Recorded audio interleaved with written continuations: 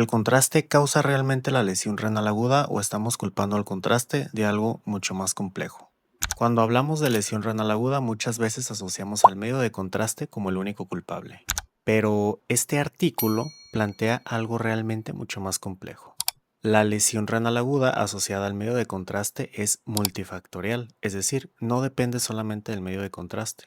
Cabe recalcar que este estudio se basa solamente en estudios angiográficos. Cuando el paciente llega a la sala de hemodinamia puede tener lesión renal previa, insuficiencia cardíaca, anemia, síndrome coronario agudo y otros factores que pueden contribuir al deterioro de la función renal. Y aquí aparece una cuestión interesante. ¿La lesión renal ocurrió realmente por el medio de contraste? ¿O el contraste simplemente estuvo presente en un paciente que ya tenía riesgo de desarrollar lesión renal? De hecho, existe cierta incertidumbre entre la relación causal de la lesión renal asociada al medio de contraste y los malos desenlaces. La lesión renal puede ser consecuencia de la propia exposición al contraste, pero también puede ser un marcador de que el paciente ya se encontraba enfermo y propenso a desarrollar una lesión renal asociada al medio de contraste.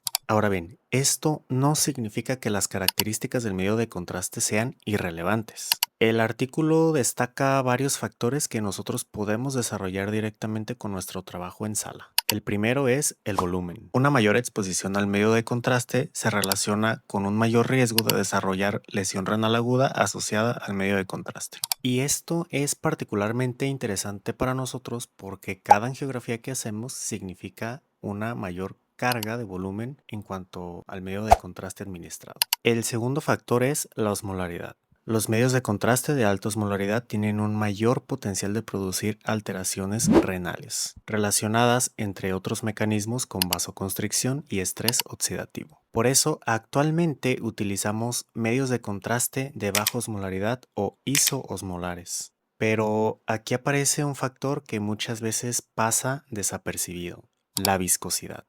Un medio de contraste isoosmolar puede presentar una viscosidad mayor.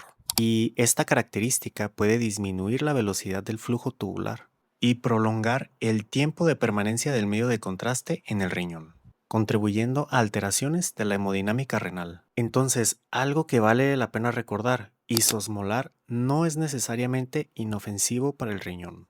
Y por eso hablar de medios de contraste no debería de reducirse simplemente a discutir si es de alta osmolaridad, baja osmolaridad o isoosmolar. Tenemos que considerar el volumen administrado, la osmolaridad, la viscosidad y sobre todo las características del paciente y el procedimiento que se va a realizar. Y es que al final el medio de contraste es una herramienta indispensable dentro de la sala de hemodinamia. Sin el medio de contraste nosotros no podemos visualizar la anatomía coronaria. Y la pregunta no es si debemos utilizarlo o no debemos utilizarlo. La verdadera pregunta es cómo podemos utilizarlo de manera más segura y racional. Y ahí es donde nuestro trabajo dentro de sala puede marcar una verdadera diferencia. Si te gustó el video, déjamelo saber en los comentarios.